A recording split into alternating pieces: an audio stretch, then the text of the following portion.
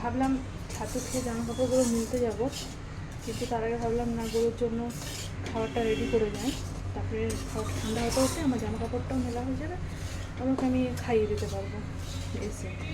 ওই যে সুজিটা আমি ভেজে নিচ্ছি, যে লাস্ট সুজিটা ভেজেছিলাম সেটা খতম শেষ হয়ে গেছে, তখন এটা ভেজে নিচ্ছি। এটা একটু মানে সুজি, পাতলা বারিক সুজি বলতে তো দিল এখানে, যে প্যাকেট সুজি আমি নিয়ে আসি ওর জন্যে, সম্রাটের এমপি রাভা, এগুলো না অনেক ভালো হয় প্যাকেটগুলো।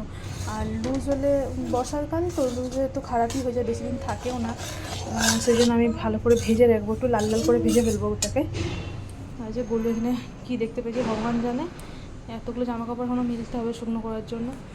রাস্তায় এত পরিমাণে ধুলো যে মানে আমি কালকে মিলেছি, কালকে সন্ধ্যেবেলা তো মিলেছি জামাটা, আজকে আমি তুলতে গেছি এরকম করে ঝাড়ছি তো ধুলো বেরোচ্ছে রাস্তা জামা কাপড় থেকে, মানে পরিষ্কার করে কোনো লাভ নেই।